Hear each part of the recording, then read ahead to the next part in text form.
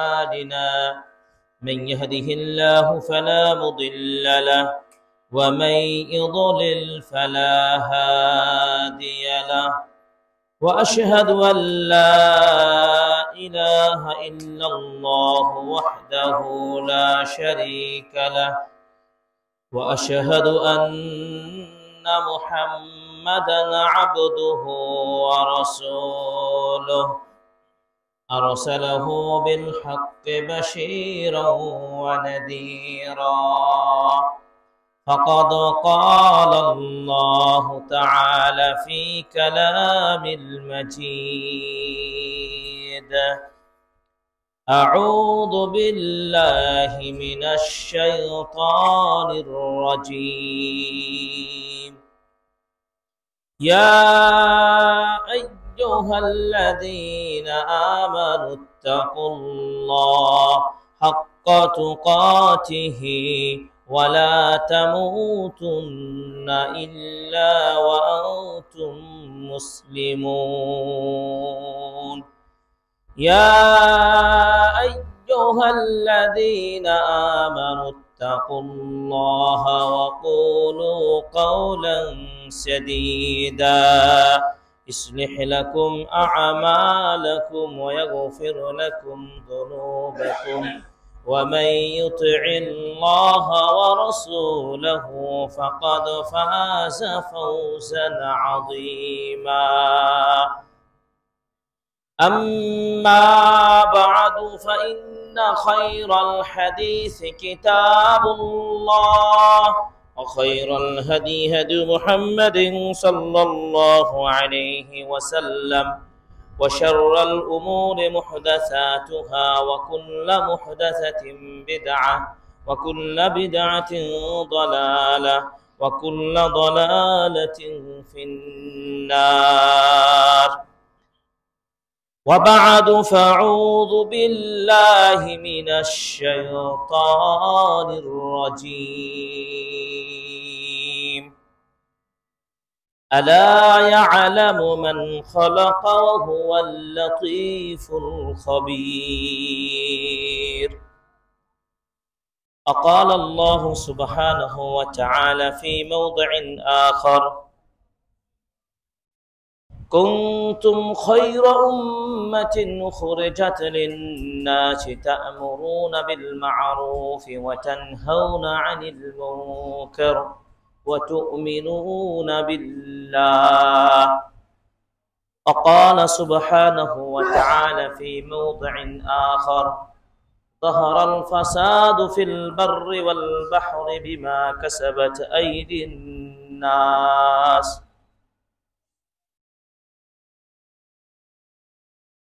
وعن حذيفة بن اليمان رضي الله تعالى عنه عن النبي صلى الله عليه وسلم قال والذي نفسي بيده لتأمرن بالمعروف ولتنهون عن المنكر أو ليوشكن الله أن يبعث عليكم عقابا منه ثم تدعونه فلا يستجاب لكم رواه الترمذي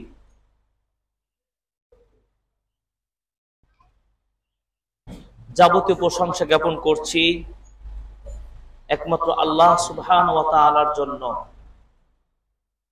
যে রব্বুল আলামিন আজকে জুমার দিন ঢাকা শহরের পার্শ্ববর্তী এলাকা ব্যাপারীপাড়া বাইপাইল আশুলিয়া এলাকায় অবস্থিত নির্মাণাধীন বাইতুল মামুর জামে মসজিদে আজকে দূর দূরান্ত থেকে আমাদের সমবেত হওয়ার রব্বুল আলামিন তৌফিক দিয়েছেন, সুযোগ করে দিয়েছেন, সে আল্লাহ সুবহানাহু ওয়া তাআলার প্রশংসা জ্ঞাপন করি, বলি আলহামদুলিল্লাহ। অতঃপর দুরূদ ও সালাম বর্ষিত হোক এ পৃথিবীর সর্বশেষ ও সর্বশ্রেষ্ঠ নবী ও রাসূল আহমদ মুহাম্মদ মুস্তাফা সাল্লাল্লাহু আলাইহি সাল্লামের প্রতি অসংখ্য দুরূদ ও সালাম বর্ষিত হোক। আমরা সবাই বলি সাল্লাল্লাহু আলাইহি ওয়াসাল্লাম। উপস্থিত শ্রদ্ধেয় মুসাল্লিয়ান ইকরাম, অত্যন্ত গুরুত্বপূর্ণ একটি বিষয় নিয়ে আলোচনার আজকের খুতবার বিষয় আমরা উপস্থাপন করার প্রয়াস পাবো ইনশাআল্লাহ। আপনারা বক্তব্যের বিষয় অত্যন্ত মনোযোগ দিয়ে শ্রবণ করবেন ইনশাআল্লাহ, এবং বিষয়গুলো বাস্তব জীবনে বুঝার চেষ্টা করবেন। তাহলে আশা করি জুমার খুতবা শুনে আমার আপনার প্রত্যেকের এর মাধ্যমে কল্যাণ বয়ে আসবে ইনশাআল্লাহ। দেখুন, আল্লাহ সুবহানাহু ওয়া তাআলা পৃথিবীর বুকে মানুষকে যখন পাঠানোর তিনি পরিকল্পনা নিলেন, তখন এই মানুষ সম্পর্কে ফেরেশতাগণের মন্তব্যটা ছিল ভালো মন্তব্য ছিল না। ফেরেশতারা বলেছিলেন, আপনি এমন এক সৃষ্টিকে সৃষ্টি করতে চাচ্ছেন যারা দুনিয়াতে দ্বন্দ্ব, ফাসাদ, রক্তপাত ঘটাবে। সেটা অবাস্তব নয়, সেটা সত্য কথা। আল্লাহ জানেন। আল্লাহ তাআলা উত্তরে বলেছিলেন, ইন্নী আ'লামু মা লা তা'লামুন, আমি যা জানি তোমরা তা জানো না।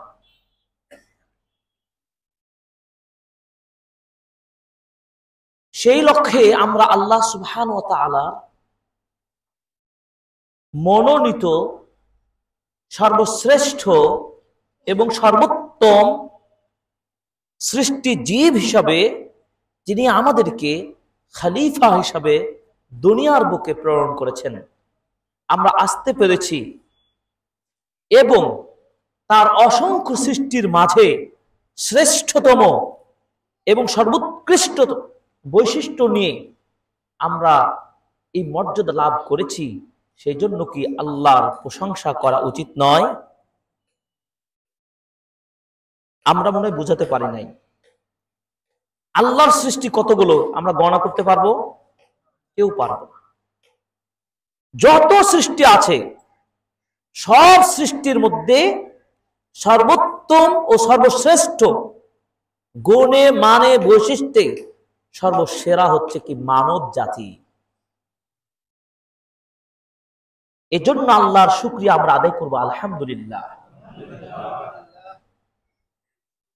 এই শ্রেষ্ঠতম জাতি, এই শ্রেষ্ঠতম সৃষ্টি যদি আল্লাহ সুবহানাহু ওয়া তাআলার উদ্দেশ্য অনুযায়ী আমরা নিজেদেরকে প্রস্তুত করতে না পারি, তাহলে আল্লাহ সুবহানাহু ওয়া তাআলা তাদেরও ফলাফল দিয়েছেন শাররুল বারিয়া। এই ভূপৃষ্ঠে যত সৃষ্টি রয়েছে সর্বনিকৃষ্ট সৃষ্টি হবে এই মানুষ। খায়রুল বারিয়া আর শাররুল বারিয়া, আমরা কোনটা হতে চাই? শ্রেষ্ঠ নাকি নিকৃষ্ট? আল্লাহ তুমি কবুল করুন, আমিন। শ্রেষ্ঠ সৃষ্টি জীব হতে হলে আল্লাহ তাআলার অর্ডার মেনে চলতে হবে। কি অর্ডার? তার নির্দেশনা হলো দুনিয়ার বুকে মানুষের উপরে, আল্লাহর সৃষ্টি এই মানুষের উপরে সর্বশ্রেষ্ঠতম দায়িত্ব হলো আইয়া আবুদুল্লাহ, আল্লাহর ইবাদত করা। ওয়ালা তুশরিকু বিহি শাইআ, ইবাদত করবে বটে কিন্তু কোন শিরক চলবে না। শিরক মুক্ত ইবাদত করতে হবে আল্লাহ। আর ইবাদত বলতে গিয়ে শুধুমাত্র সালাত, সিয়াম, জুমার দিনের মধ্যে সীমাবদ্ধ নয়। তাহলে ইবাদত কোনটা? ইবাদতের সংজ্ঞা আপনাকে শিখতে হবে। জীবন অনেক বক্তব্য শুনেছেন, খুতবা শুনেছেন। আমরা আপনাদেরকে যে কথা বোঝাতে চাই, বুঝার চেষ্টা করবেন। শাইখুল ইসলাম ইমাম ইবনে তাইমিয়া রাহিমাহুল্লাহ 728 হিজরিতে মৃত্যুবরণ করেছেন। শতাব্দীর শ্রেষ্ঠতম ইমাম। তিনি ইবাদতের সংজ্ঞা দিয়েছেন কিভাবে? ওই প্রত্যেক কথা ও কাজ, কথা এবং কাজ প্রকাশ্যে অথবা অপ্রকাশ্যে যেইগুলো দ্বারা আল্লাহ সুবহানাহু ওয়া তাআলা খুশি হন, এমন প্রত্যেক কাজ ও কথাকে ইবাদত বলা হয়। সুবহানাল্লাহ। কথা দ্বারা ইবাদত হতে পারে না। আপনি ভালো কাজের আদেশ দিলেন, মন্দ কাজ থেকে আপনি প্রতিরোধ করলেন, আপনি মুখ দিয়ে তাসবিহ জিকির আযকার করলেন, কোরআন তেলাওয়াত করলেন, এগুলো কি ইবাদত নয়? ভালো কথা বললেন, কুল্লু মা'রুফিন সাদাকা, প্রত্যেক ভালো কাজ সাদাকা। আপনি মুখ দিয়ে ভালো কথা বললেন, সাদাকা, হাদি ইবাদাহ, এটি ইবাদত। কর্ম, সালাত, সিয়াম, হজ, যাকাত, ওটা আর্থিক ইবাদত যাকাত। আর বাহ্যিক ইবাদত কি? সালাত, সিয়াম, খাদ্য পানি থেকে বিরত থেকে, ক্ষুধা থাকা সত্ত্বেও আল্লাহকে খুশি করার জন্য আমি এই ইবাদত পালন করছি। রাতের ঘুম থেকে বিরত থেকে আপনি রাতে সালাত আদায় করে মহান রবের জন্য ইবাদত করছেন। যে সময় মানুষ ঘুমিয়ে থাকে, কেউ চিনে না, আপনাকে দেখতে পায় না, সেটা গোপনে প্রকাশ্যে আজকে জুমার দিনে এই ব্যাপারে করা বাইতুল মামুর এসেছেন, আমরা দেখতে পাচ্ছি, আমরা এখানে সালাত আদায় করছি, এটি ইবাদত।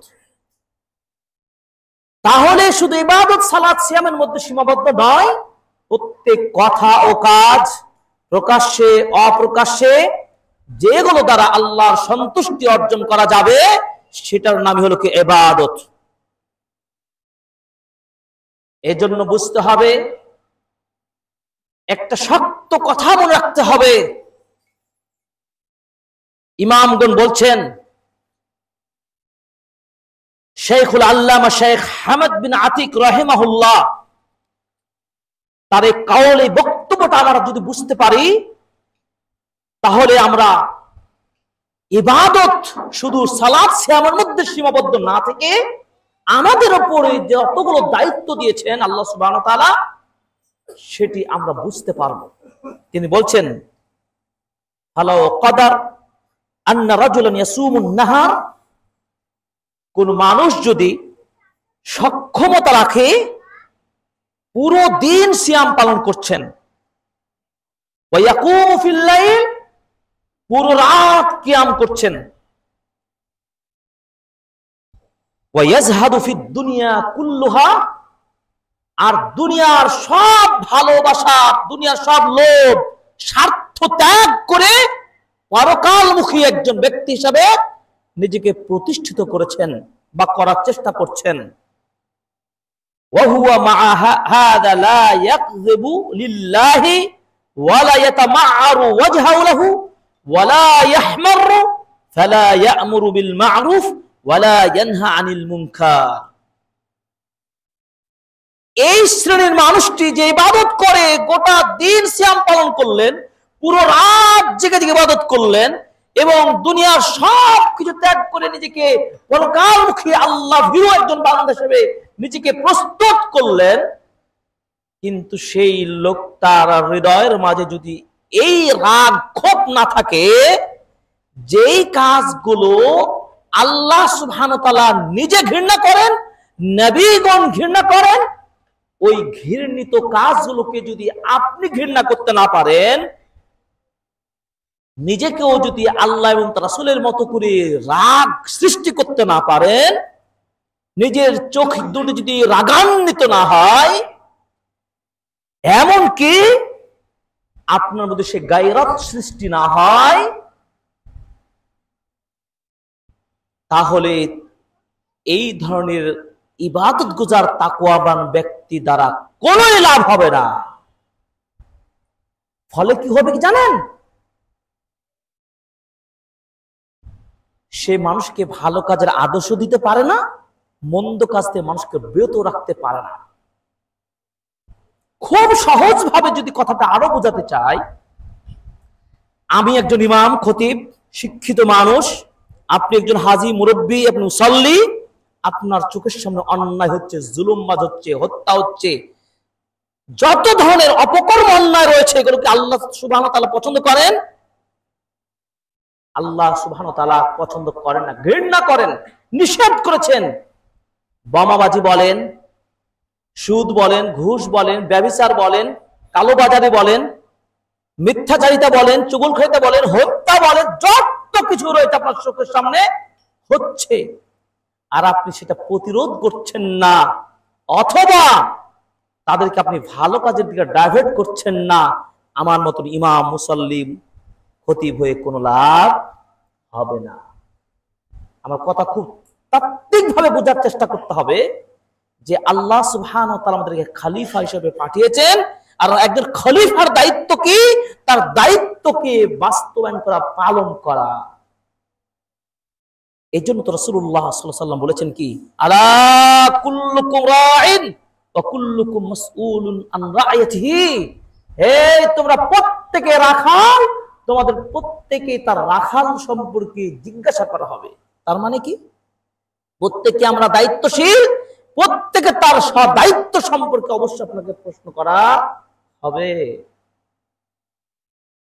একজন রাখাল তার দায়িত্বের জবাব দিতে হবে মালিকের কাছে, একজন স্ত্রী তার স্বামীর নিকট দায়িত্বর জবাব দিতে হবে, ঠিক একজন রাষ্ট্রীয় সরকার তার জনগণের নিকট তার দায়িত্বের জবাব দিতে হবে।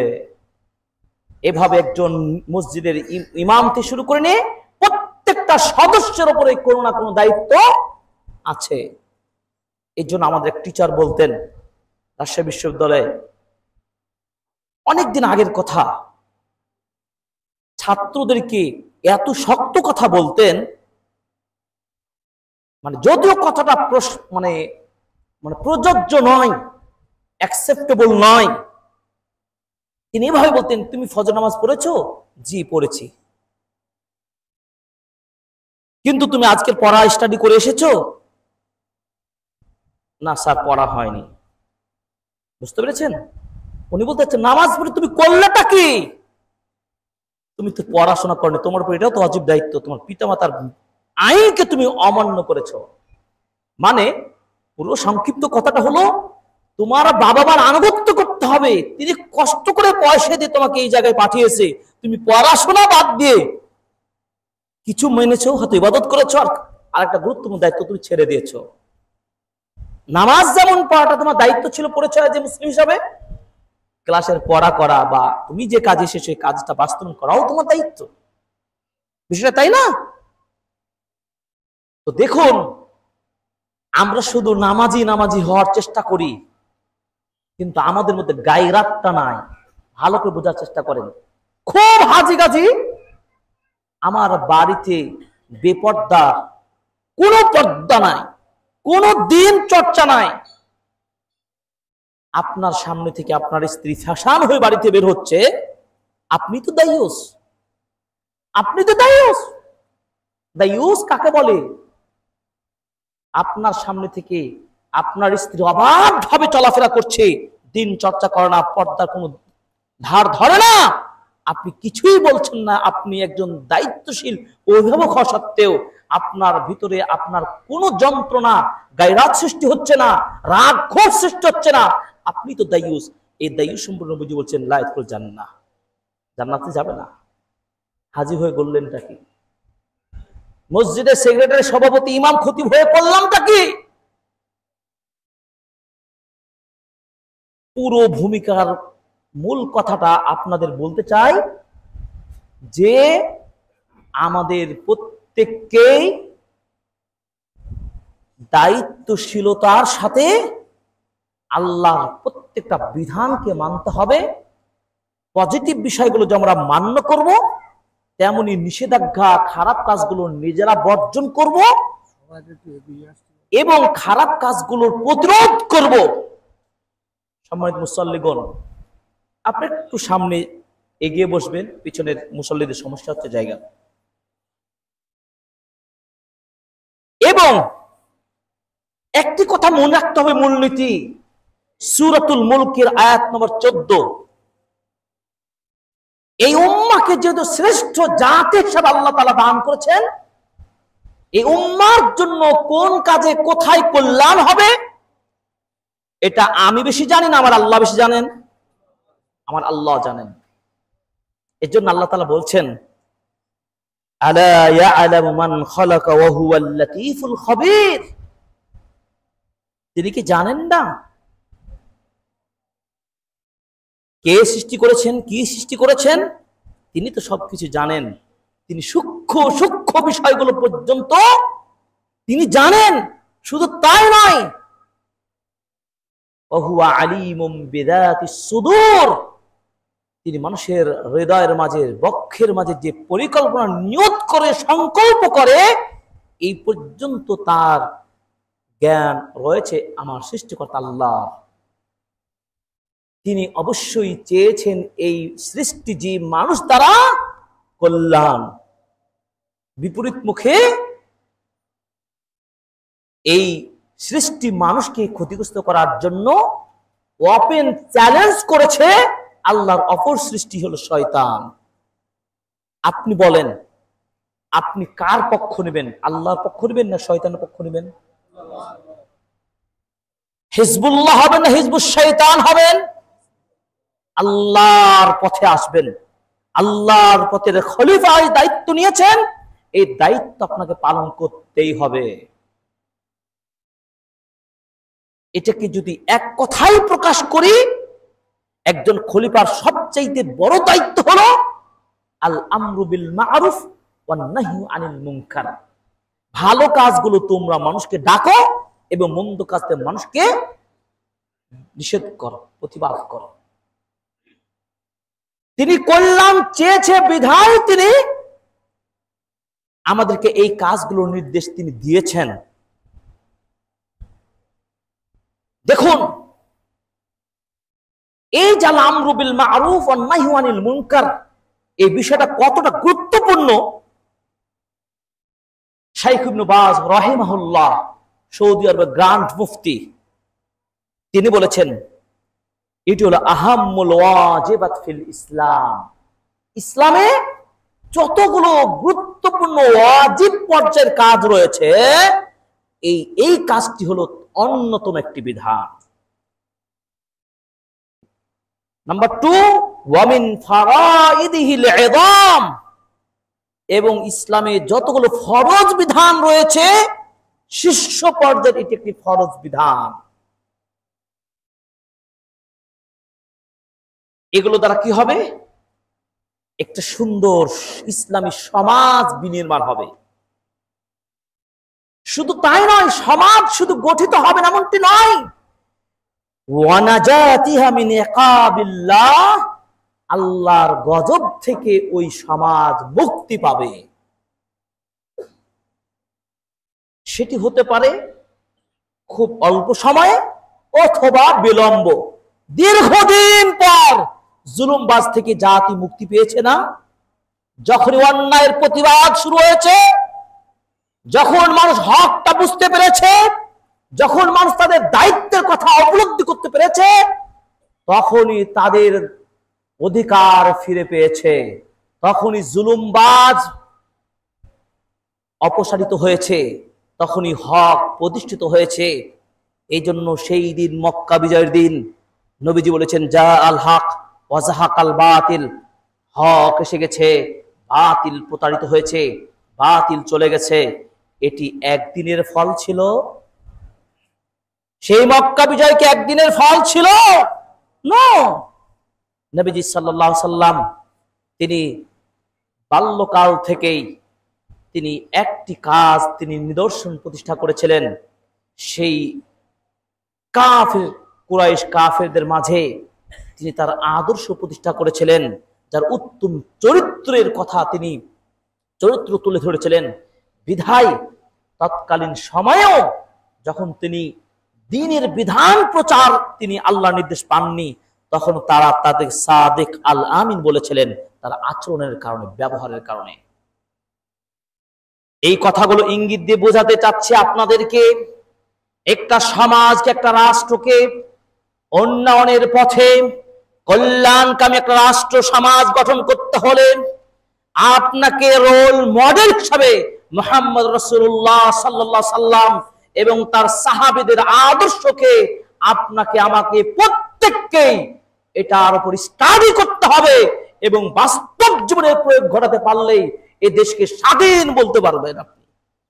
স্বাধীন স্বাধীন বলে চিৎকার করছি আমরা, এটা যেমন আনন্দের মতো আপনি নিজেকে গ্রহণ করছেন, আপনাকে দেখতে হবে আপনি কতটুকু দায়িত্ব পালন করছেন। আমি আপনি প্রত্যেকে, কিন্তু আমিও বাদ নয়, আপনিও নয়।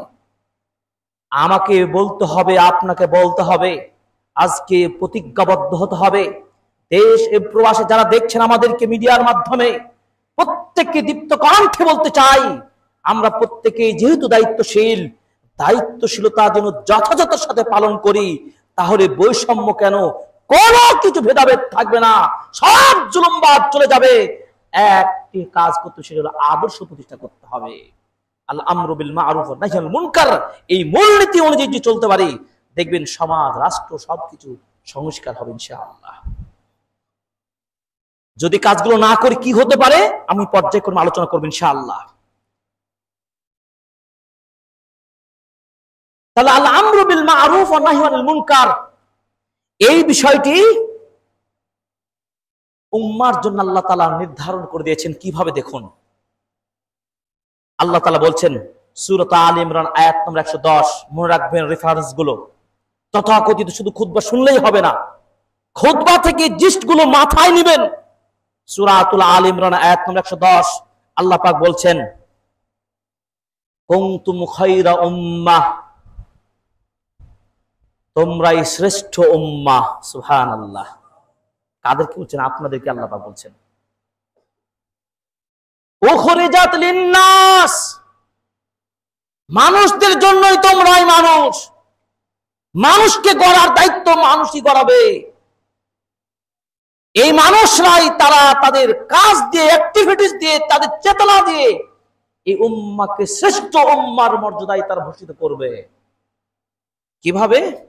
আল্লাহ বলেন তা'মুরুনা বিল মা'রুফ ওয়া তানহাউনা আনিল মুনকার ওয়া তু'মিনুনা বিল্লাহ, তোমরা মানুষকে ভালো কাজের দিকে ডাকবে, সৎ কাজের দিকে আহ্বান করবে এবং মন্দ কাজ থেকে মানুষকে নিষেধ করবে, প্রতিবাদ করে তুলবে।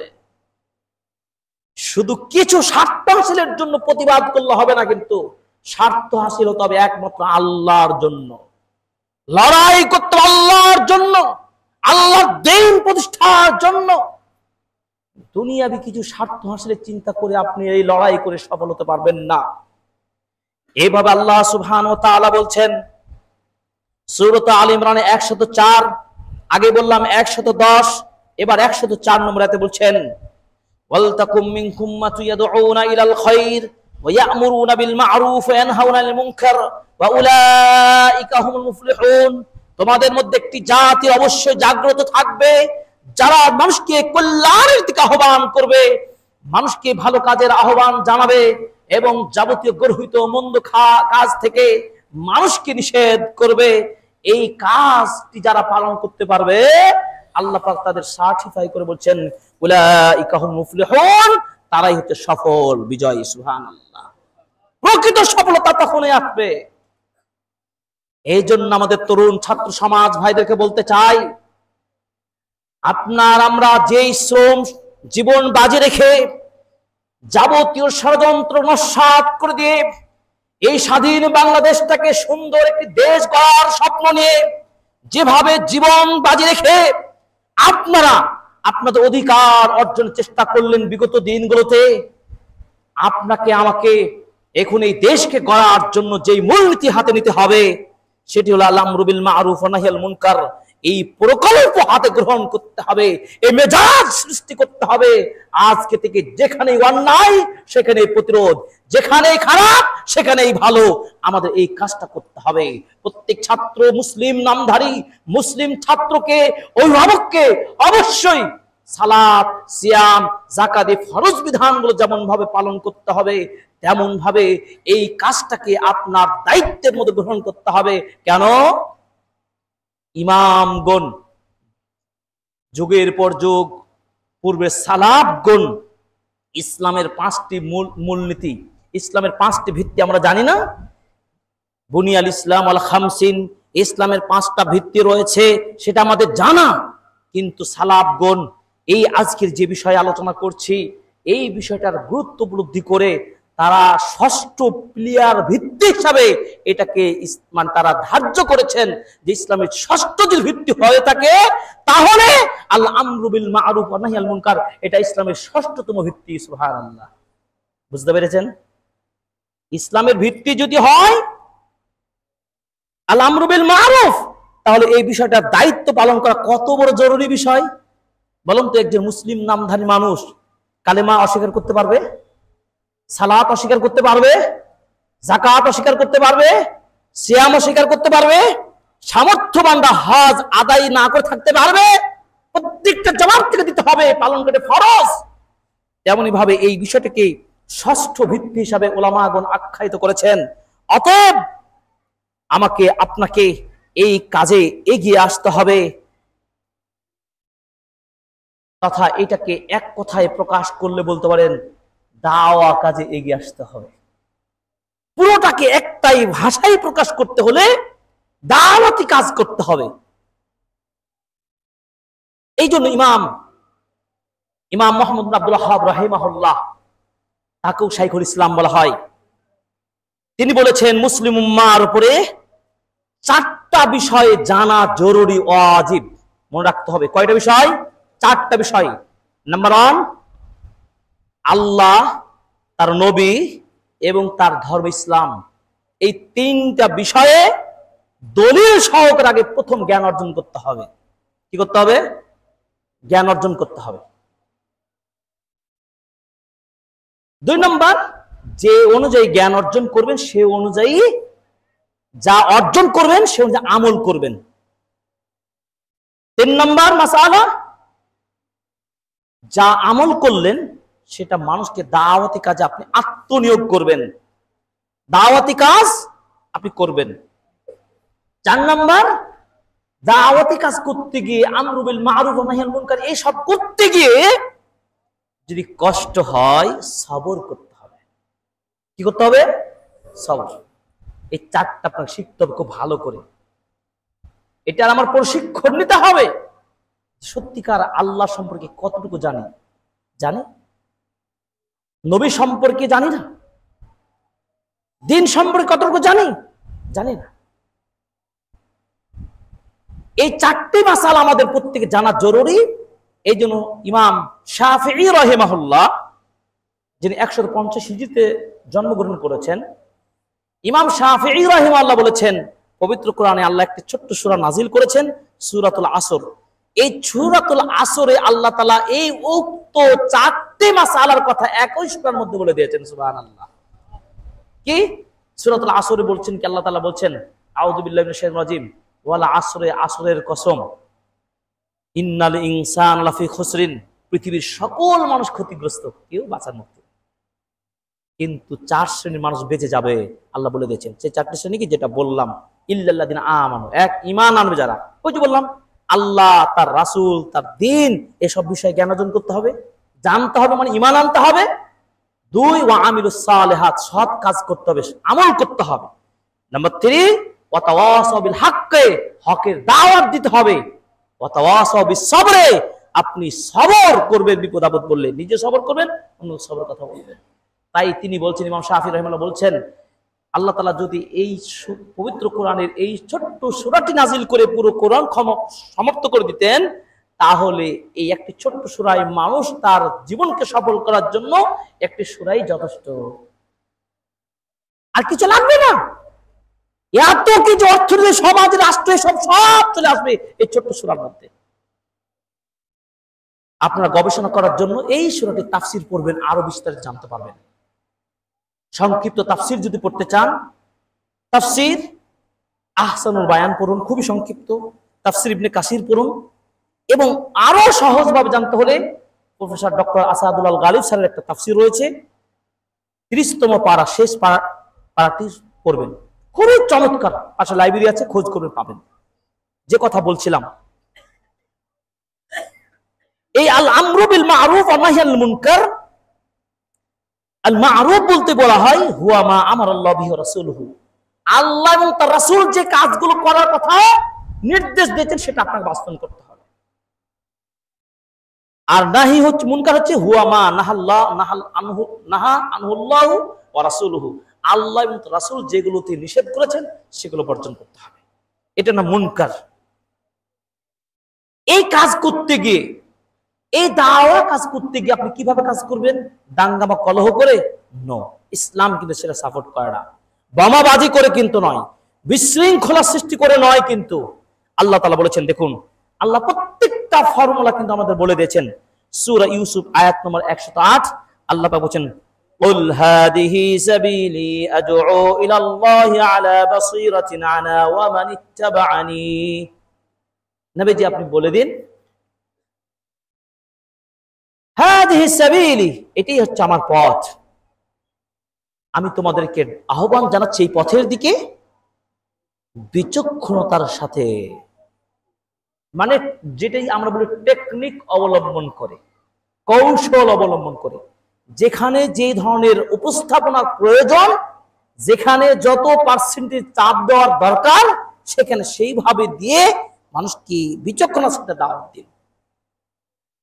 এই জন্য আল্লাহ তাআলা বলছেন, দেখুন সূরাতুন নাহল আয়াত নম্বর 125 তিনি বলছেন, উদউ ইলা সাবিলি রাব্বিকা বিল হিকমা ওয়াল মাউইদাতিল হাসানা ওয়াজাদিলহুম বিল্লাতী হিয়া আহসান। নবী আপনি মানুষকে দ্বীনের দিকে ডাকুন, ভালো কাজের দিকে ডাকতে থাকুন, তোমার রবের পথে ডাকুন, হিকমা প্রজ্ঞা ব্রেন বিবেক রেখে, পাগলামি করলে হবে না, জ্বালাও পুরাও করে কিন্তু দাওয়াতি কাজ হবে না, মনে রাখতে হবে। আমার সমবয়সী যারা, যে সমস্ত মানে তরুণ ছাত্র সমাজ যারা আন্দোলন করছি, আমরা মনে রাখতে হবে জাতীয় সম্পদ নষ্ট করা চলবে না, কারো গাড়ি বাড়ি জ্বালাও পোড়াও চলবে না। যে অপরাধ করবে তার অপরাধের শাস্তি তাকে দুনিয়াতে, দুনিয়ার আইনে তাকে যেমন ভোগ করতে হচ্ছে, হবে, দেখছি, পরকাল তো ফায়সালা হবে, দেখছেন না? এদেশের প্রভাবশালী ব্যক্তিরা যতই আমি চাপাবাজি করি, যাই বলি না কেন, আইন কিন্তু ছাড় দিবে না, আইন হাতে তুলে নেবেন না। আমার দেশের মানুষের আবেগই বেশি। আপনি জ্বালাও পোড়াও করবেন আর মনে করবেন আমার এই সাবার দখল, এই কাজটা করবেন না। কোন মানুষকে হত্যা করবেন না, হত্যার জন্য কোন ষড়যন্ত্র করবেন না। আপনি হিকমার সাথে ইসলাম বিজয় হয়েছে, সেটি আদর্শ প্রতিষ্ঠা করার মাধ্যমে। হত্যা গুম করে কোনদিন দেশ গঠন হয় না। বিগত শেষ শাসন আমলে এদেশের নিরীহ শত শত মুসলিম, শত শত নাগরিককে গুম করা হয়েছে। তাদের কি অপরাধ ছিল? তাদের ফলাফল আজকে তারাই, তাদের আইন দ্বারা তারাই, আইনের শাসনে তারাই আজকে বিপদের সম্মুখীন হয়েছে। কি হচ্ছে না? অতএব সাবধান, আমরা ইসলাম ফলো করি, ইসলাম মানি, আমার ধর্মের মধ্যে দ্বন্দ্ব ফাসাদ নেই, এবং আমার ইসলাম সেটা বলে না। আমরা শান্তির সাথে, বিচক্ষণতার সাথে আমরা নিজেদের ব্যক্তি জীবনে আমলের প্রতিফলন ঘটাবো, এবং এই প্রভাবটা আমরা মসজিদ দিয়ে শুরু করে নিয়ে আমার রাস্তা, আমার পাড়ায়, আমার মহল্লায়, আমার দোকানে, আমার মার্কেটে আমরা এটা কি করে দাওয়া মিশন পরিবর্তন করবো, ঠিক কিনা? আপনারা প্রত্যেকে মুবাল্লিগ দায়ী হয়ে যান। বছরে একদিন আন্দোলন করে আপনি রাস্তায় জ্বালাও পোড়াও করবেন, এই ধান্দা বাদ দেন, যা হয়েছে বাদ দেন, শুরু করেন এখন দাওয়াতি কাজ। দেখেন মানুষের আচরণের সমাজ পরিবর্তন হয়ে যাবে ইনশাআল্লাহ। আল্লাহ তাআলা বলছেন, ওয়ামান আহসানু কাওলাম মিম্মান দাআ ইলাল্লাহি ওয়া আমিলা সালিহান ওয়া ক্বালা ইন্নানী মিনাল মুসলিমিন। ওই ব্যক্তির যে সম্মানিত ব্যক্তি কে হতে পারে, ওই ব্যক্তির যে উত্তম বাণীকার হতে পারে, যে লোকটা আল্লাহর দিকে মানুষকে আহ্বান করে বলে, ওহে মানুষটি, তোমরা আসো আল্লাহর পথে, আমি তোমাকে ডাকছি আল্লাহর পথে। তোমাকে তো বোমাবাজি করতে ডাকি নাই, তোমাকে তো আমি পাপের কাছে ডাকি নাই, তোমাকে আমি ইসলামের পথে আহ্বান জানাচ্ছি। এটাও বলতে গিয়ে বল প্রয়োগ চলবে না, শক্ত কথা বলা চলবে না। আল্লাহ তাআলা মূসা আলাইহিস সালাতু সালামকে বলেছিলেন, তার ভাই মূসা এবং হারুনকে বলেছিলেন, তৎকালীন ফেরাউন সে সময়ের সবচেয়ে নিকৃষ্ট ইসলামের ইতিহাসে কোরআনে রয়েছে, সেই শাসক হিসাবে এত বড় অপরাধী শাসক ছিল, তার ক্ষেত্রেও আল্লাহ তাআলা নবীকে মেসেজ পাঠিয়ে বললেন, যাও তোমরা ওয়াকুল লাহুম কাওলান ফাকুলা লাহু কাওলান লাইয়িনান লাআল্লাহু ইয়াতাযাক্কারু আও ইয়াখশা। সূরা তাহা 44 নম্বর আয়াত। আল্লাহ পাক মেসেজ করে বললেন, যাও মুসা হারুন, ফেরাউনের নিকট গিয়ে তুমি দাওয়াত দাও, খুবই নরম ভাষায় তাদেরকে দাওয়াত দাও। হতে পারে তোমার এই সুন্দর নরম কথায় সে শিক্ষা গ্রহণ করতে পারে, অথবা সে আল্লাহকে ভয় করতে পারে। তাহলে বলুন তো ভাইরা, আমরা একজন ওসি, একজন ডিসি, একজন এসপি, একজন বড় কর্মকর্তা, একজন এমপি, একজন মন্ত্রী, একজন বড় ব্যবসায়িক মানুষ, তার নিকটে আপনি দাওয়াত দিতে পারবেন না? যেতে পারবেন না? একটা ছোট্ট বই নিয়ে, যে সালাতের বই, সিয়ামের বই, ইসলামের বই, কোরআন নিয়ে, কোরআন শিক্ষার একটা আরবি সহজ কায়দা বই নিয়ে, যে আঙ্কেল বা চাচা বা স্যার বা মিনিস্টার যেটাই আপনি সম্বোধন করুন, খুব ভদ্রতার সাথে বলুন, আপনি মুসলিম কি নন মুসলিম জেনে নেওয়ার পর তাকে আপনি বলুন কোরআনটা শিখে নেন, আপনি সালাত পড়ুন, এটি আল্লাহর বিধান, আপনাকে সেদিকে আমি আহ্বান জানাচ্ছি, আপনি অ্যাকসেপ্ট করবেন আমি আশা করি। এগুলো দাওয়া পলিসি রয়েছে, কিছু ট্রেনিং রয়েছে, কৌশল রয়েছে, সেগুলো উলামাদের দার্সে বসে আপনাদের শিখতে হবে। খুতবায় তো পুরোপুরি বলা সম্ভব নয়। দাওয়া পলিসির একটি অন্যতম হলো যে নরম কথাই দলিল প্রমাণ সহ আহ্বান করবেন। আপনি যে দলিল ছাড়াই কথা বলেন তাহলে কিন্তু অ্যাকসেপ্ট করবে না। আপনি অবশ্যই দলিল রাখবেন, বিশুদ্ধ দলিল, দলিলের মধ্যে কিন্তু জাল দলিল চলবে না, কিন্তু মনে রাখতে হবে। আজকের সমাজে জাল কথার প্রচলন বেশি, মানুষ জাল কথাটাই বেশি খায়। সৌদি আরবে মদিনা বিশ্ববিদ্যালয়ে পড়ি, এই বছরে বাংলাদেশ হজ মিশনের একজন অনুবাদক হিসাবে দায়িত্বরত ছিলাম মদিনা শাখায়। আমি একাধিক বাংলাদেশি হাজিদেরকে জিজ্ঞাসা করেছি হজ সংক্রান্ত বিষয়গুলো, ন্যূনতম জ্ঞান তারা নিয়ে যায় না। তালবিয়া পাঠ করতে হবে এটাও জানে না, মসজিদে প্রবেশ কি বলে করতে হবে এটাও জানে না, নবীজিকে কিভাবে সালাম দিবে মদিনায় মানুষ সেটাও জানে না, কিভাবে বাইতুল্লাহ তাওয়াফ করবে সেটাও জানে না। কিন্তু আপনার ভাষায় তিনি তো হাজি, 2024 সালের হাজি। বুঝতে পেরেছেন সমাজ কতদূর কোন সাইডে গেছে? এই অবস্থা যদি হয় জাতির উন্নয়ন হবে না। অতএব আমাদের অনেক বড় দায়িত্ব রয়েছে সবার। শিক্ষা ছাড়া কখনো আলোকিত হবে না। ওই জাতি ততদিন উন্নত হতে পারবে না যে জাতি যতদিন পর্যন্ত শিক্ষায় দীক্ষায় উন্নত হতে না পারবে। এই জন্য বড় দুঃখের সাথে বলি, বাংলাদেশের শিক্ষা ব্যবস্থা আপনারা আমার চেয়ে বেশি জানেন। বাংলাদেশের শিক্ষা ব্যবস্থা যেভাবে ভঙ্গুর করা হয়েছে, তখন আমরা কেউ মুখ খুলতে পারি নাই। আপনার আমার কিছু কিছু মানুষকে মিডিয়াতে দেখেছি, অভিভাবকরা কিছুটা মিটিং মিছিল কিছুটা করেছে, কিন্তু কার্যকর ভূমিকা বাস্তবায়িত হয়নি। আজকে বাংলাদেশের শিক্ষা ব্যবস্থায় এ পর্যন্ত যা আছে, আমি আজকে দ্ব্যর্থহীন কণ্ঠে বাইতুল মামুন মসজিদে খুতবার মাধ্যমে ঘোষণা দিতে চাই, আবেদন জানাই, বিগত দিনের শিক্ষা ব্যবস্থার সিলেবাস পরিপূর্ণভাবে পরিবর্তন করতেই হবে। বৈষম্য বিরোধী আন্দোলন হচ্ছে, আন্দোলন জনতা ছাত্র ভাইদেরকে বলবো এবং অভিভাবকদেরকে বলবো, সবার আগে শিক্ষা ব্যবস্থার পরিবর্তন চাই। শিক্ষায় জাতির মেরুদণ্ড কথাটা খুব দীপ্ত কণ্ঠে বলতে পারি। সত্যিকার অর্থে জাতির মেরুদণ্ডকে ভেঙে দেওয়া হয়েছে এই শিক্ষা ভেঙে দেওয়ার মাধ্যমে।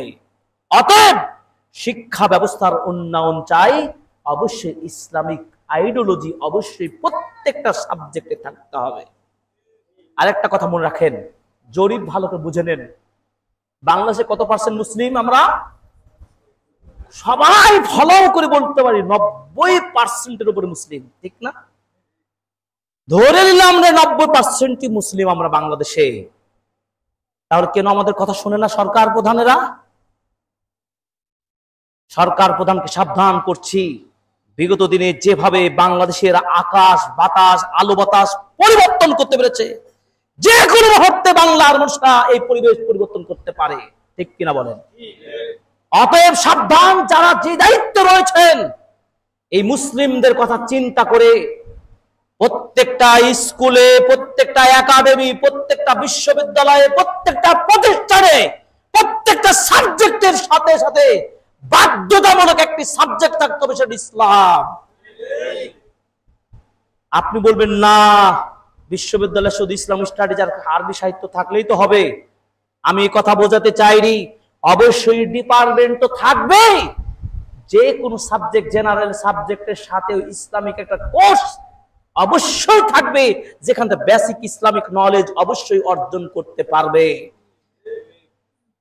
ধরুন আপনি ফিজিক্সের ছাত্র, কেমিস্ট্রি ছাত্র, ম্যাথের ছাত্র, বায়োলজির ছাত্র, যে কোনো বিভাগে হন, বিশ্ববিদ্যালয় অঙ্গনে সেখানে একটা কোর্স যদি আপনি মুসলিম দেশের যদি মুসলমান বাচ্চাদেরকে একটা কোর্স দিতে না পারেন, আপনি কিসের মুসলিম দেশের মুসলিম শাসক হলেন?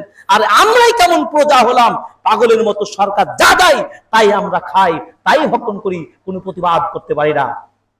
আমি বুঝাতে মনে হয় পারি নাই, বেসিক ইসলামিক নলেজটা ন্যূনতম বাস্তবায়ন করার জন্য আমি বৈষম্য বিরোধী ছাত্র জনতার যারা আমরা রয়েছি, প্রত্যেকের এই মেসেজটা থাকতে হবে, এই আমাদের বেসিক ইসলামিক নলেজটা মুসলিম হিসাবে জানার জন্য বাধ্যতামূলক কোর্স থাকতে হবে। এরপরে যাতে করে ওই বেসিক বিষয়টি জানার পরে সরকারি পিএসসি যে সরকারি পরীক্ষাগুলো হয়, নিবন্ধন থেকে শুরু করে নিয়ে সরকারি মন্ত্রণালয় পর্যায়ে যতগুলো পরীক্ষা নিরীক্ষা হয়, চাকরির বাজারে বিসিএস থেকে শুরু করে যতগুলো পরীক্ষা হয়, সেখানে ন্যূনতম ইসলামের বিষয়ে প্রশ্ন থাকতেই হবে। কবে রবি ঠাকুর নোবেল প্রাইজ পেল, কবে কাজী নজরুল ইসলাম কি হলো না হলো, কোন কবিতা কোন নদীর তীরে বসে লেখলো, কততম লাইনে কতবার তার প্রিয়তম স্ত্রীর নাম নিল, এই বাজে কথাগুলো মুখস্থ করার জন্য আমাদের মুসলিম সমাজের ব্র্যান্ডকে ধোলাই নষ্ট করে দেওয়া হচ্ছে।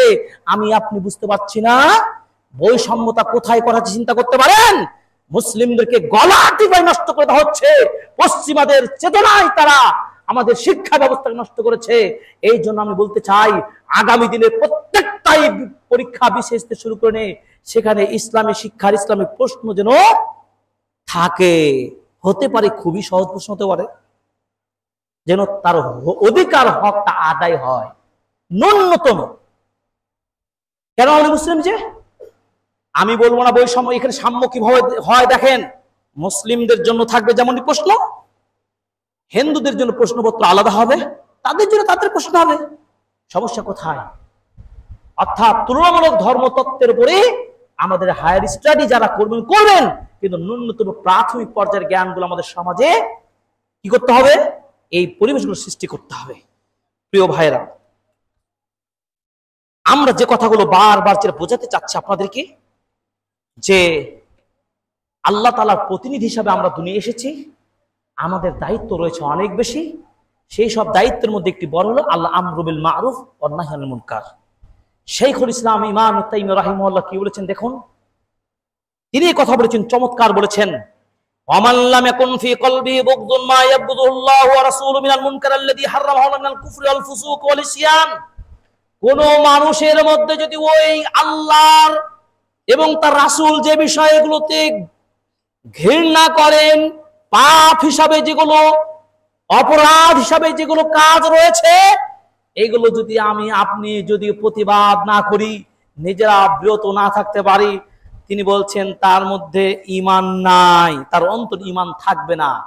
তার মধ্যে কি অন্তর ঈমান থাকবে না? এরপর তিনি বলছেন যদি ন্যূনতম যদি ক্রোধ না থাকে, দায়িত্বশীলতার পরিচয় দিতে না পারে মুসলিম হিসাবে, তাহলে তিনি বলছেন যে আসলেই লাম ইয়াকুন মাহু ঈমান আসলান, সত্যিকারে তার মধ্যে ঈমানই থাকবে না। তাহলে কি আমরা কি আমাদের ইসলামিক সাবজেক্টের জন্য আমরা কি প্রতিবাদ করতে পারবো না? আবেদন জানাতে পারবো না? অবশ্যই ইমানি দায়িত্ব এটি আমরা অবশ্যই আবেদন করব। তবে কোন দাঙ্গামা কলহ আমরা মানি না, কলহ করিও না। আবেদন জানাবো, আবেদন তিনারা মানবেন, এটাই দাবি করি।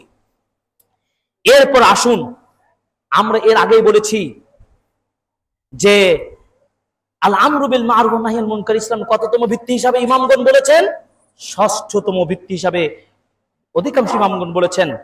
এরপর দেখুন, এই বিষয়টা এত গুরুত্বপূর্ণ যে তিনি কোরআনে ঈমানের আগেই এই কথাটুকু তিনি বলেছেন। ঈমানের বিষয়ে আলোচনার আগেই আল্লাহ আমরু বিল মারুফ ওয়া নাহয়ুল মুনকারের কথা উল্লেখ করেছেন। কারণ তাত্ত্বিক যেহেতু আলোচনা, আপনাদের বুঝতে হবে। সূরা আলে ইমরান 110 নম্বরে আল্লাহ পাক বলছেন কি, যে কুনতুম খায়রা উম্মাতিন উখরিজাত লিন-নাসি তা'মুরুনা বিল মারুফ ওয়া তানহাউনা আনিল মুনকার ওয়া তু'মিনুনা বিল্লাহ। এই যে তু'মিনুনা বিল্লাহ পরে আসলো না, আর তার আগেই কিন্তু বলে দেওয়া হলো ভালো কাজে আদেশ, সৎ কাজে আদেশ, মন্দ কাজে নিষেধ। এভাবে সালাত সিয়াম এর আলোচনার আগেই কিন্তু এই কথাটি উল্লেখ করেছেন। যেমন ঈমানের আগে আলোচনা করেছেন, তেমনি ভাবে এই সৎ কাজ আদেশ, অসৎ কাজের নিষেধ এটা উল্লেখ করেছেন। দেখুন সূরাতুত তাওবা আয়াত নম্বর 71 আল্লাহ পাক বলছেন, ওয়াল মুমিনুনা ওয়াল মুমিনাতু বা'দুহুম আউলিয়াউ বা'দ ইয়া'মুরুনা বিল মা'রুফ ওয়া ইয়ানহাউনা আনিল মুনকার।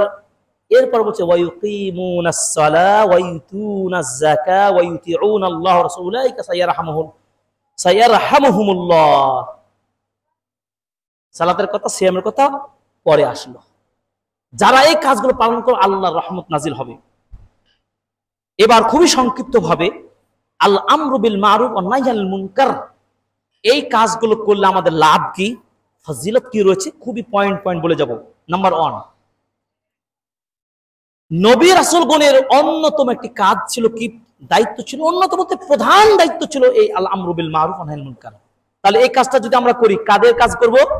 নবী রাসূলগণের পক্ষে কাজ করব।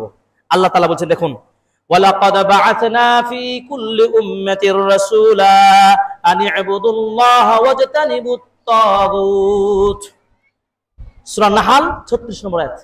আল্লাহ পাক বলেন, জগতে যত নবী রাসূল আমি প্রেরণ করেছি প্রত্যেকের এই দায়িত্ব ছিল যে তারা মানুষকে ডাক দিবে আল্লাহর ইবাদতের দিকে এবং যাবতীয় শিরক এবং শিরকের মতো সকল পাপ থেকে বিরত রাখবে।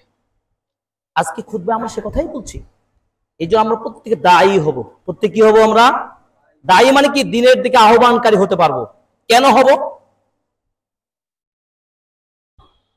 একটি হাদিস, এই হাদিসটা যদি আপনারা ট্যাবলেট করে নিতে পারেন আজকে, আজীবনের জন্য আমাকে স্মরণ করবেন আপনারা, মনে করি যারা জানেন না। ট্যাবলেটটা হলো কি জানেন?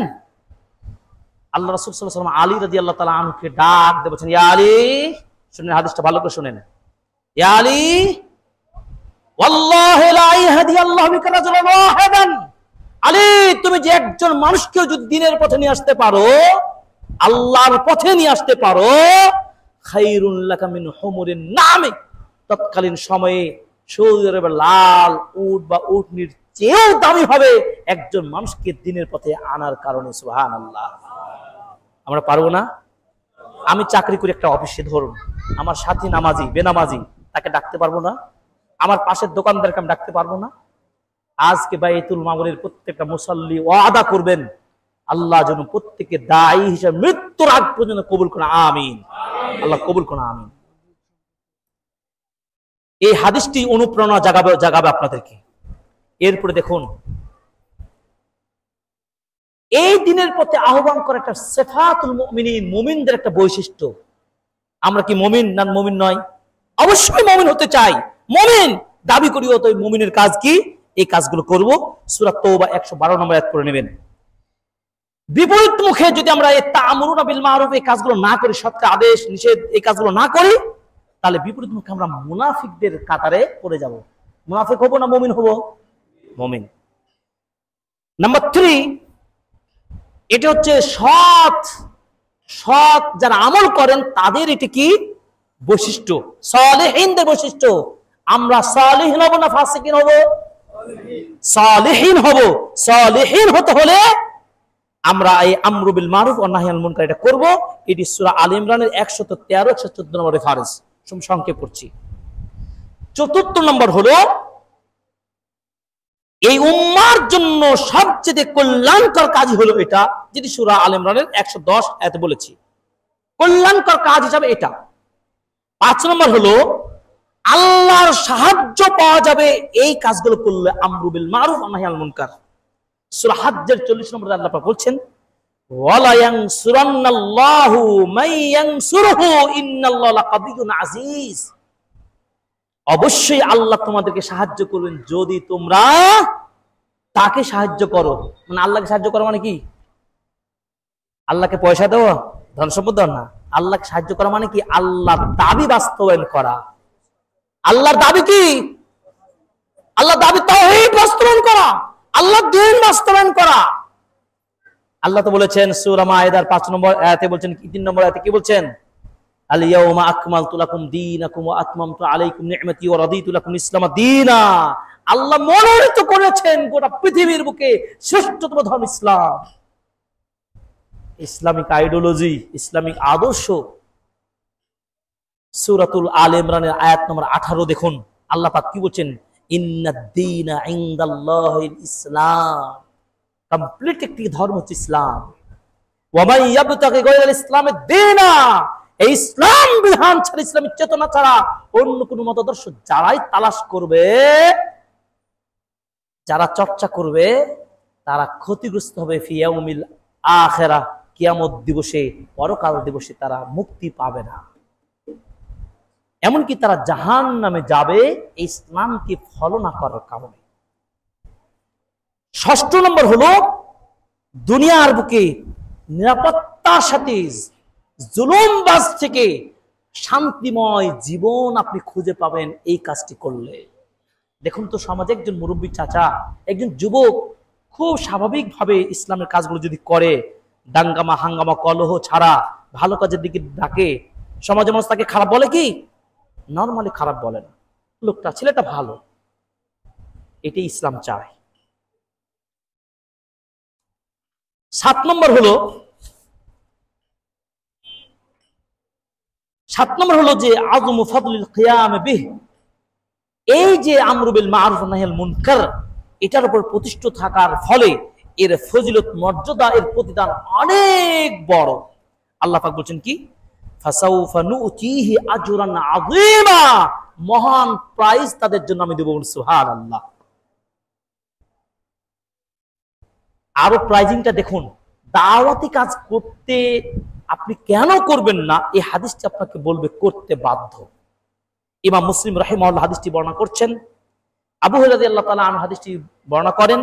রাসূলুল্লাহ সাল্লাল্লাহু আলাইহি ওয়াসাল্লাম বলেছেন, মান দাআ ইলা হুদা কানা লাহু মিসলু উজুরিন মান তাবিআহু ওয়ালা লা ইয়ানকুসু যালিকা মিন উজুরিহিম শাইআ। কেউ যদি কাউকে ভালো কাজের দিকে আহ্বান জানায়, তাহলে সমপরিমাণ সওয়াব ওই আহ্বানকারী ব্যক্তি পাবে। সুবহানাল্লাহ। কোনোভাবে তার ওই নেকি থেকে কোনো কমিয়ে দেওয়া হবে না। এরপরে দেখুন 8 নম্বর হলো পাপ থেকে ক্ষমা পাওয়ার বড় মাধ্যম হলো আল আমরু বিল মারুফ ওয়া নাহি আনিল মুনকার, এটি করা। দেখুন হাদিস হুযায়ফা ইবনুল ইয়ামান রাদিয়াল্লাহু তাআলা আনহু বলছেন, রাসূলুল্লাহ সাল্লাল্লাহু আলাইহি ওয়াসাল্লাম বলছেন, ফিতনাতুর রাজুলি ফি আহলিহি ওয়া মালিহি ওয়া নাফসিহি ওয়া ওয়ালাদিহি, একজন ব্যক্তি তার ব্যক্তি সত্তায়, তার পরিবারে, তার ধনে জনে সন্তানে, পরিবারে সব ফিতনা, এমনকি প্রতিবেশীও তার ফিতনা। ইউকাফিরুহা সিয়াম ওয়াস সালাহ ওয়াস সাদাকা ওয়াল আমরু ওয়ান নাহয়ু, কিন্তু কাফফারা হয়ে যাবে যখন ওই মানুষটা এই ফিতনার মধ্যে থাকলেও যখন সালাত, সিয়াম, যাকাত এবং আমরু বিল মারুফ এই কাজগুলো করবে, ওইগুলো সব অমিট হয়ে যাবে, মিছে যাবে। সুবহানাল্লাহ। যদি আমরা এই কাজ এবার না করি, এবার আসুন আমরা তো করবো ইনশাআল্লাহ, তাই না? আমরু বিল মারুফ ওয়া নাহি আনিল মুনকার এটা করবো আমরা ইনশাআল্লাহ। যদি না করি, দেখুন হাদিস, দেখুন চোখের সামনে অন্যায় হচ্ছে, আপনি প্রতিরোধ করছেন না। নবীজি বলছেন, মান রাআ মিনকুম মুনকারান ফালিয়ুগাইয়িরু বিয়াদিহি, যখনই আপনার চোখের সামনে আপনার সামনেই অন্যায় হবে, অবিচার হবে, আপনি সর্বপ্রথম হাত দিয়ে বাধা দিবেন। হাত দিয়ে বাধা দিতে না পারলে নবীজি বলছেন তুমি মুখ দিয়ে তুমি বলবে। মুখ দিয়েও যদি কোনো ক্রমে বলতে না পারো, অন্তরে ঘৃণা করতে হবে এই শাসক, এই বিচারক, এই নেতা, এই পাতি নিকৃষ্ট মানুষ, একে আমি ঘৃণা করি, একে ঘৃণা করি, এই কাজকে ঘৃণা করি, এই কাজকে আমি না বলি, বলতে পারবো না? নবীজি বলছেন তবে এটা ওয়াযালিকা আযআফুল ঈমান, এটি ঈমানের সর্বনিম্ন স্তর। আপনি কাপুরুষ, মুখে বাধা দিতে পারলেন না, হাতে পারলেন না, মুখেও পারলেন না, অন্তরে ঘৃণা করে, এটাকে ঈমানের সর্বনিম্ন স্তর ঈমান বলা হয়েছে। আপনারা বুঝতে পেরেছেন এই কাজটা কত গুরুত্বের সাথে আমাকে করতে হবে?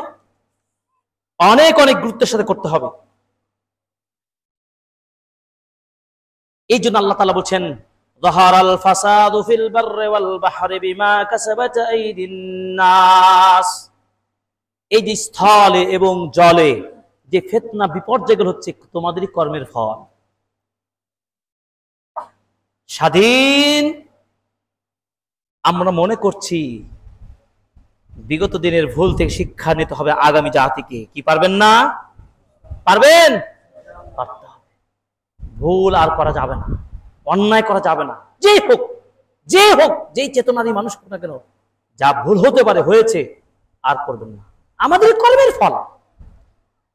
মনে করছেন আপনি এই যে ব্যাপারী পাড়ার লোকেরা মনে করছেন যে আমরা ভালো, আমরা কোনো দাঙ্গামা হাঙ্গামা করবো না, চুপ করে বসে থাকবো।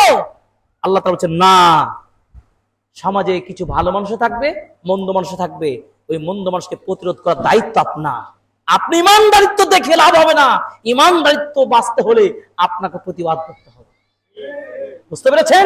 আল্লাহ তাআলা বলছেন, দেখুন সূরা আনফালের 25 নম্বর আয়াত, ওয়াত্তাকু ফিতনাতান লা তুসিবান্নাল্লাযিনা যালামু মিনকুম খাসসা। খাস করে যারা জুলুম করবে, অন্যায় করবে, তাদেরকে যে ফিতনার কবলে ফেলা হবে তা নয়, বরঞ্চ নিরীহ ও ঈমানদার লোকেরা ফিতনার মধ্যে পড়ে যাবে। এখন যদি ঝড় আসে, মনে করেন বিপদ আসে, দুর্যোগ আসে, ঈমানদাররা বেঁচে যাবে আর আপনারা পাপাচাররা বাঁচবেন না, তাই কি? ওই বিপদে আপনি পড়ে যাবেন। অতএব দোয়া করতে হলে সবাইকে দোয়া করতে হবে, আল্লাহ এই পশ্চিম দিগন্তে বিপদ চলে আসছে আমাদের উপর, আল্লাহ তুমি আমাদের সবাইকে বাঁচাও। কি দোয়া করতে হবে না? যদি আমরা দাওয়াতি কাজ না করি আল্লাহ দোয়া কবুল করবেন না। হাদিস মনে রাখুন, তিরমিজির 2169 নম্বর হাদিস, রাসূল সাল্লাল্লাহু আলাইহি ওয়াসাল্লাম বলছেন, ওয়াল্লাযী নাফসি বিয়াদিহি লাতা'মুরুন্না বিল মা'রুফ ওয়া লাতানহাউন্না আনিল মুনকার।